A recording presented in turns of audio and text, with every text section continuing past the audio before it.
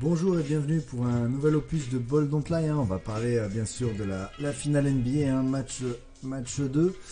On a vécu un super premier match, pas mal de faits de jeu intéressants. Rayon mauvaise nouvelle. On a Klay Thompson qui s'est fait mal lors du début de match. Bon, il a fini le match, il a même joué beaucoup et il a peut-être mis le panier qui fait gagner Golden State, le panier qui leur permet de passer à plus 5 en prolongation, le 3 points en corner 3 sur alors je sais plus si c'est sur un drive de Draymond Green, après un contre sur George Hill. Donc voilà, autre fait de jeu, on a eu pas mal de surprises d'arbitrage, on va appeler ça l'arbitrage maison, l'arbitrage qui a probablement coûté un petit peu la victoire à Cleveland. On sait que dans les tout derniers instants, on a Kevin Durant, c'était quoi, il restait 36 secondes, j'avais noté les timings, 36 secondes, Kevin Durant qui rentre en drive, James qui se positionne bien, donc vraiment au tout dernier moment, c'est pas évident de siffler ça. Passage en force, c'est ce qu'on pouvait penser à vitesse réelle. L'arbitrage est revenu, on a appelé la vidéo, bon finalement ça a été faute de LeBron James, à ce moment là plus 2 pour Cleveland, donc ça a fait mal. Ensuite on a Kevin Love, donc petite parenthèse, donc on a J.R. Smith qui a beaucoup ramassé, bon, après c'était marrant de se moquer de lui parce que l'action qui aurait pu permettre éventuellement de gagner pour Cleveland, Cleveland est ex aequo, il reste 5 secondes à jouer, lancer franc raté de George Hill, J.R. Smith prend le rebond offensif. Au lieu de remonter directement, par exemple tout bête, il prend le rebond offensif parce que Durant ne l'a pas bloqué. Au lieu de monter directement, par exemple il monte main gauche en protégeant le bras droit, il monte main gauche et soit il prend la faute, soit il met le panier.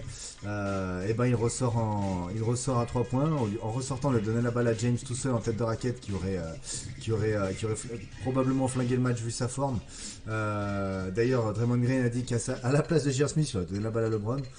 Donc voilà, on a J.R. Smith qui a gardé la balle, il n'avait pas vu le chrono. Donc voilà, Twitter s'est amusé sur lui, c'est vrai que c'était super marrant, mais bon, on l'accuse alors qu'il y a quand même pas mal de faits de jeu, et l'arbitrage notamment sur le passage en force de Durant. Ensuite, on a Kevin Love qui fait un choix très bête. On a Cleveland qui est à -2, Curry qui rentre en drive, c'est exactement ce qu'il fallait. Il fallait surtout pas prendre 2-3 points, donc Curry rentre en drive, il part au lay-up, Love fait une faute toute bête, alors qu'il fait simplement protéger les 3 points. On avait encore une possession à jouer, donc ça permettait à l'équipe d'avoir le choix de rentrer en drive, de shooter à 3 points. Donc on avait Cleveland qui aurait été en meilleure posture si Love n'avait pas fait cette faute bête. Ensuite, bien sûr, on a George Hill qui rate, qui fait 1 sur 2 au lancer franc dans les moments clés. Donc de toute façon, on a pu le voir, dès qu'il était sur la ligne de lancer franc, on voyait les gros plans de la chaîne ABC, ou alors je ne sais sur quel, peut-être sur Beansport, je sais pas sur quoi vous avez regardé le match. On voyait George Hill qui avait la trouille totale, donc on voyait la trouille dans le regard de George Hill. Donc il a mis le premier, il était déjà pas serein. Alors le deuxième, il avait la chair de poule, donc le deuxième n'est pas rentré. Voilà, ça a fait mal. Ensuite, on a commencé la prolongation, on prend un 9-0 direct. Pas évident, En plus, tout début de prolongation, on a George Hill qui fait une très bonne défense sur Kevin Durant, qui le gêne parfaitement bien en tête de raquette. Bon, il prend une faute de lancer franc pour Durant. Voilà, l'arbitrage, on va appeler ça l'arbitrage maison. Plus, faute de Love, lancer franc raté de Hill, bêtise de J.R. Smith. Autant de mauvaises choses cumulées qui ont coûté la victoire à Cleveland, qui aurait fait très fort avec une première victoire dès le début de la série. Bref, ce soir match 2, on a pas mal de trucs à dire, pas mal de petites pistes, donc personnellement je m'attends à un match vraiment tendu dans l'atmosphère. Il y a qu'à voir la fin de match, on avait beaucoup de tension, on va commencer directement par Tristan Thompson, qui met une petite claquette à Draymond Green en fin de match, il lui met le banc dans la gueule avec une petite poussette. En temps normal, il aurait probablement été suspendu si ça avait été David Stern, l'ancien commissionnaire NBA. Bon là, ça va. C'est Adam Silver qui est beaucoup plus dans le social, qui est beaucoup moins carré, et qui applique beaucoup moins les règles que son prédécesseur. Donc voilà, on peut s'attendre à normalement. Kevin Love qui est entré sur le terrain à ce moment-là ne sera pas suspendu, Tristan Thompson ne sera pas suspendu également. On peut s'attendre à un match explosif directement par ça. Ensuite on a eu une petite embrouille, Draymond Green qui chauffe un petit peu sur un des derniers lancers francs du match de LeBron James, qui chauffe un petit peu le banc de Cleveland en se foutant de la gueule de Kendrick Perkins, en disant qu'il lui faisait comme ça, genre ouais t'es une cheerleader, à quoi tu sers, t'es la cheerleader de l'équipe, donc on a Draymond Green qui chauffait bien l'ambiance, et enfin on a Steph Curry sur la toute fin de match qui rentre en drive. Bon James qui lâche rien, qui lui met un petit cake. Curry va vers lui en disant ouais non mais le match est fini, qu'est-ce que tu viens me claquer un compte comme ça en fin de match. James en gros lui dit non mais dégage, parle pas avec moi. Il a tout à fait raison. Après on a Clay qui est toujours un petit peu là pour faire la petite couleuvre qui vient là à moitié en calmant les choses, à moitié en rajoutant un petit peu genre ouais moi je suis là Steph s'il y a un problème. Donc voilà, on a une fin de match assez tendue. On peut s'attendre à un match explosif, donc ça va être intéressant. Si le match est disputé, personnellement je m'attends à un plus petit score que ce qu'on a eu lors du dernier match, donc pourquoi pas tenter l'under. Moins de 217 points dans le match, perso je vois bien ça. On a qu'à voir sur le premier match, on a Golden State qui shoot à plus de 50% d'adresse. Malgré ça, avant la prolongation, il n'y avait que 214 points dans le match. Du côté de Cleveland, on devrait à peu près s'attendre à la même chose, mais pas sûr que James refasse un même match historique. Après, à voir, donc j'ai dit à tenter sur tous les matchs de la finale, le fun, LeBron James qui dépasse les 40 points, donc il l'a fait lors du premier match, c'était une belle cote. Il va certainement le refaire sur les 3 matchs ou 4 matchs qui restent. On verra si Cleveland arrive à prendre des matchs. D'ailleurs, on a fait un sondage, on a eu pas mal de votants. La réponse à 90%, c'était que James va réussir à repasser encore une fois le cap des 40 points. Pourquoi est-ce que c'est important, c'est parce que James rentrerait dans l'histoire comme le joueur avec le plus de matchs à 40 points dans une session de playoff. Donc voilà, pour le moment c'était Jerry West qui était en tête. Suite au premier match playoff, James est à égalité avec Jerry West. Jerry West c'est qui? Vous le voyez à chaque fois que vous regardez le logo NBA, c'est lui, un ancien joueur des Lakers.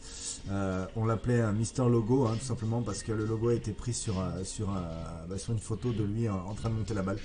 Donc voilà, joueur historique.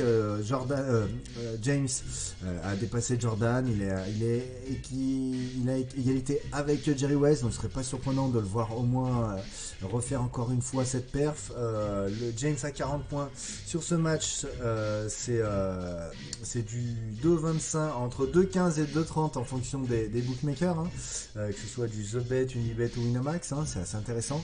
Après, personnellement, je serais vraiment surpris de le revoir faire un match aussi énorme que lors de la première rencontre, peut-être plus à Cleveland, à la maison où James est toujours encore plus fort. Donc voilà, ça peut être de toute façon ça va être un fun à tenter sur tout le reste des playoffs. Voilà. Ensuite, autre fun à tenter, on sait que Curry a répondu présent lors du premier match. Durant a commencé fort avant de vraiment s'éteindre, en quatrième quart-temps. Il a été un petit peu aux abonnés absents, en prolongation également. Surprenant, donc est-ce que c'est un coup de fatigue, est-ce que c'est un coup de stress, alors que l'année dernière il était en mode berserker lors des finales. Là il était décevant. C'est le joueur qui avait raté le plus de shoots sur le terrain, il finit à 9 sur 22.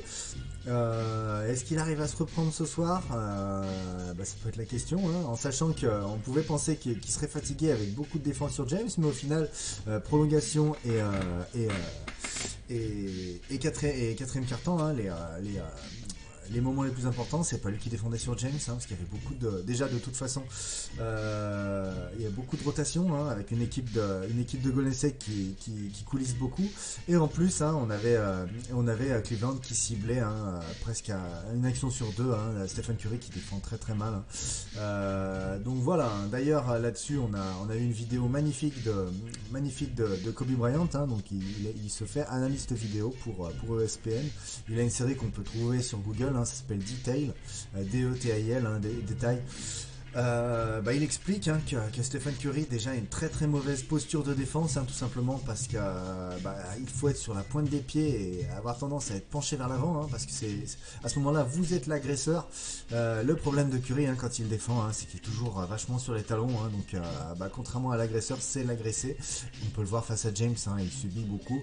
Après bon, tout le monde subit, mais différence de gabarit, de puissance, de rapidité, Curry est en retard sur tous ses plans face à James, et la position en plus. La posture n'est pas bonne. Donc voilà, tout ça qui avait été expliqué par Kobe Bryant, hein, dans sa magnifique série Detail. Donc voilà. Durant qui devrait réagir. D'ailleurs, ce soir, il y a un fun très très marrant. Meilleur marqueur du match, que ce soit Kevin Durant ou Stephen Curry, hein, la cote est à 5 et 6. Hein. Donc bien sûr, James, on peut s'attendre à James à plus de 30 points. Mais hein, du Curry, du Klay Thompson, c'est possible d'en mettre 36 et de passer devant un James à 34 ou 35 par exemple. Donc voilà, cote à 5 et cote à 6 pour que ce soit Durant ou Curry. Hein. Donc j'ai regardé vite fait, hein, que ce soit sur Unibet, Winamax ou TheBet, hein, c'est pareil, cote à 5 et 6. Donc voilà, intéressant de tenter ces fun-là. Hein. Ça, plus James a plus de 40 points pour dépasser le record historique de Jerry West. Ensuite, qu'est-ce qu'on peut avoir? Donc voilà, pour moi, Golden State devrait l'emporter ce soir. Je pense que Cleveland a vraiment pris un gros coup au moral. On va voir directement au début de match si Cleveland généralement a tendance à faire des gros premiers quart-temps. S'ils se prennent déjà l'eau dès le début de match, ils ont tendance à peiner à revenir. Par contre, s'ils commencent fort dans le match, ils vont avoir des passages à vide. Mais s'ils commencent fort dans le match, ça va leur permettre un petit peu de souffler pendant ces passages à vide pour finir fort. Hein. C'est une équipe généralement qui est très forte dans le money time. Hier, c'était jeudi soir ou vendredi soir, lors du premier match, ils tenaient cette victoire, hein, ils n'ont tout simplement pas eu de chance, hein, pour l'effet de jeu qu'on a énoncé tout à l'heure. Donc voilà, on a une équipe de Golden State pour moi qui va pas prendre le risque de perdre un match à la maison. Hein. On sait que quand ce sont deux équipes à réaction, mais Golden State a quand même plus d'armes à faire valoir. On a notamment un Sean Livingston qui a été vraiment très très bon. Hein. C'est un des joueurs qui fait la différence en prolongation. Hein. Il met dans le petit rush de 9-0 qui est infligé directement à Cleveland, il met 4 points. Très très bon, hein, très très long, très polyvalent. Quand il est sur le terrain avec Green, Durant, Klay Thompson et j'en oublie un, Green, Durant, Klay Thompson et bien sûr Curry, ça leur permet d'avoir, à part Curry, hein, ça leur permet d'avoir 4 très bons défenseurs, joueurs capables, très longs et capables de switcher un petit peu sur n'importe qui en défense. Hein. Donc ça a été cauchemardesque pour Cleveland sur la fin de match. Donc voilà, peut-être que Kerr l'utilisera un petit peu plus que d'habitude. Hein. Il a tendance à mettre une time limit d'une vingtaine de minutes sur lui. D'ailleurs, si vous suivez mon compte Snapchat, hein, donc vous pouvez voir l'adresse là-bas, là, hop. Pas mon compte Snapchat, mon compte Telegram, hein, qui est t.me/NBA read comme lire en anglais. Je fais une sélection d'articles à lire en anglais, hein, donc il y avait un très très bel article sur Sean Livingston, hein, qui pourrait être un des joueurs clés de la finale.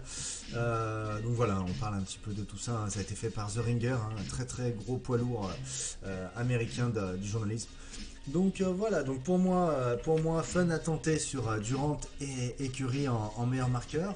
Bien sûr, on a James, on va surveiller James d'un coin de l'œil sur son match à 40 points, hein, même si perso je tenterais plutôt ça à la maison. Ensuite, je vois bien le under sur ce match-là, hein, un match disputé avec beaucoup de paniers ratés et probablement beaucoup de balles perdues, avec un score qui devrait être un peu moindre que ce qu'on a vu lors du premier match. Donc voilà, hein. Après, après on peut tenter du Golden State vainqueur à plus 7, plus 8, hein. Tout simplement parce que le premier match risque d'avoir fait très très mal dans le mental de Cleveland, même si hein, cette équipe a énormément de ressources, tout simplement parce que James est indestructible, hein. Quand ils ont remonté le 3-1 pour gagner la finale il y a 2 ans, c'était un petit peu le même cas de figure, hein. On les voyait mal embarqués. Finalement, James a pris les choses en main, hein. Mais bon, là, à ce moment-là, il y avait Irving qui n'est plus là. Donc voilà, ensuite qu'est-ce qui peut être intéressant, on a toute une ribambelle de propositions qu'on peut trouver par exemple sur le site The Bet, hein. Donc ils ont essayé d'élargir leur gamme de paris. On peut trouver du Curry qui marque plus que Klay Thompson, hein, qui peut être intéressant. On a Durant qui marque plus que Klay, hein. Donc pourquoi est-ce que je cite Klay à chaque fois, hein, parce qu'il s'est blessé au genou. Il a beaucoup de travail à faire en défense. Il doit switcher de partout. Généralement, quand il a beaucoup de travail en défense, il est un petit peu moins performant. Donc là, il a fait mal au premier match.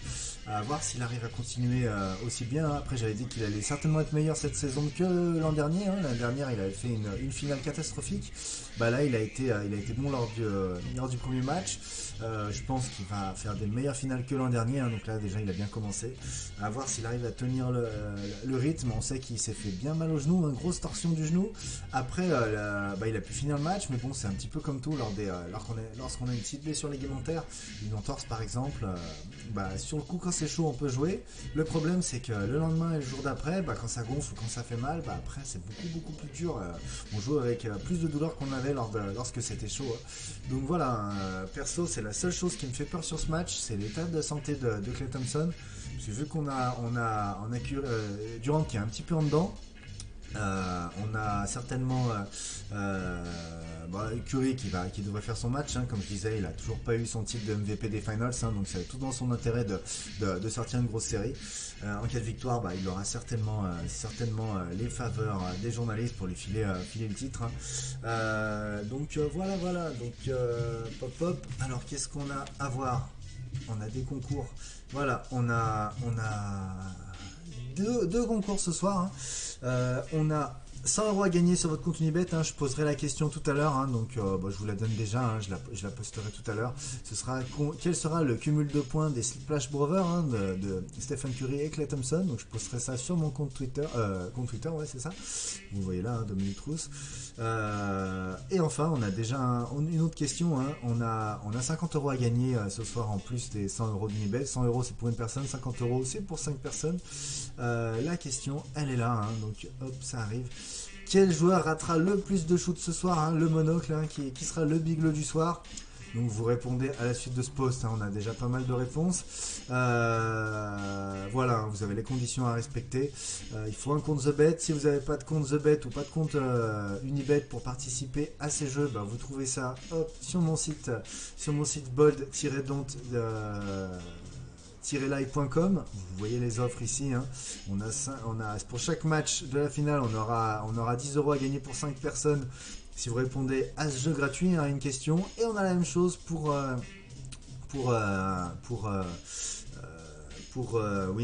Unibet.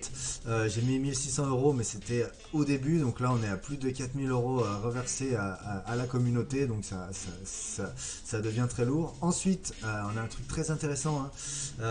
The Bet, n'oubliez pas, ça commence à être vraiment très intéressant. Donc The Bet c'est allié avec ou plutôt PMU s'est rallié à The Bet et à France Paris pour participer au jeu de l'entraîneur, hein. Donc House of Coach, ça s'appelle du côté de The Bet. Regardez, on avait eu beaucoup de joueurs. La cagnotte, on avait combien de joueurs? On avait eu 227 créations de line-up. Donc la line-up c'est quoi, hein? Vous créez votre compo, voilà, hein. On va dire qui est le joueur qui sera le plus performant, tac sur ce match là. Donc voilà ce qu'avait gagné le premier, hein, sa compo, c'était ça. Il avait choisi ces joueurs-là, il avait gagné 100 € pour une grille de 2 €, hein.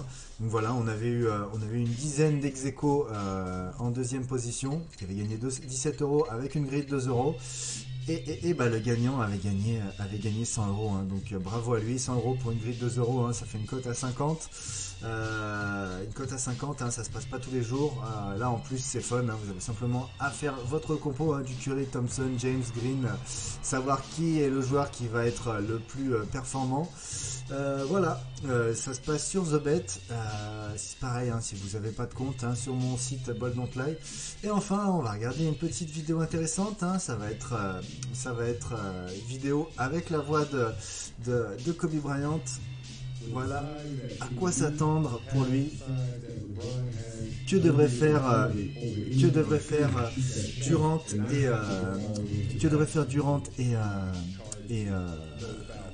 et LeBron James, hein, pour lui. La chose la plus intéressante pour eux, hein, ce serait, hein, on remonte, ce serait de ne pas attendre que la défense se resserre sur eux, hein, et d'être très agressif à shooter, rentrer en drive, shooter, s'arrêter, shooter mi-distance, hein. Donc on sait que ces deux joueurs sont capables de le faire avec leur taille, avec leur prédisposition physique. Ils sont capables un petit peu de faire ça avec réussite, hein. Donc voilà, une petite clé, c'était un petit bonus, un truc intéressant. Donc la série Detail de Kobe Bryant est vraiment sympa. Bryant a décidé d'être un petit peu différent des autres, hein, à pas directement partir sur du coaching. Pour le moment, il se présente un petit peu en donneur de leçons NBA, mais bon, hein, c'est à prendre, hein, par un des plus grands joueurs de l'histoire, un des 5 meilleurs joueurs de l'histoire. Donc voilà, hein. Bye bye tout le monde, bon courage sur vos éventuels paris. Si vous pensez que le match est trop tendu, parce que voilà, on sait pas trop l'état de forme de Klay Thompson, on n'a toujours pas Iguodala, hein, on a les deux meilleurs défenseurs qui ne sont pas là, les défenseurs extérieurs qui ne sont pas là du côté de Golden State, hein, donc c'est tout à fait malin également de passer ce match. Si vous voulez le tenter, parce que jouer 10 ou 15 euros par-ci par-là, si vous êtes capable bien sûr de le faire, hein, c'est intéressant. Donc voilà, vous avez quelques pistes. Et si on a quelques fous, hein, notamment lors du premier match, hein, j'avais dit que pour moi, grosse confiance, c'était Kevin Durant qui met plus de 25 points. Alors quelqu'un qui avait notamment posté son ticket dans les commentaires de Facebook, et bravo à lui, avait mis 1000 euros dessus, hein. Donc pour moi, c'est de la folie, hein. Ça fait sortir les yeux comme dans Tex Avery, hein, les 1000 euros. Mais bravo, hein, il faut du courage que je n'ai pas pour faire ce genre de bête. 1000 euros pour en gagner 1500, hein, bravo. Ce soir, c'est quand même beaucoup plus dur, surtout que le 25 points de Durant, hein, que je sens bien également, encore une fois, risque d'être beaucoup plus petit, hein. Je crois qu'elle était à 1,25 au lieu d'être à 1,50, hein. Donc du coup, c'est beaucoup moins intéressant et ça vaut moins le coup. Voilà, bye bye tout le monde, et on verra pour le match 3 si j'ai le temps de faire une nouvelle vidéo. Bye bye.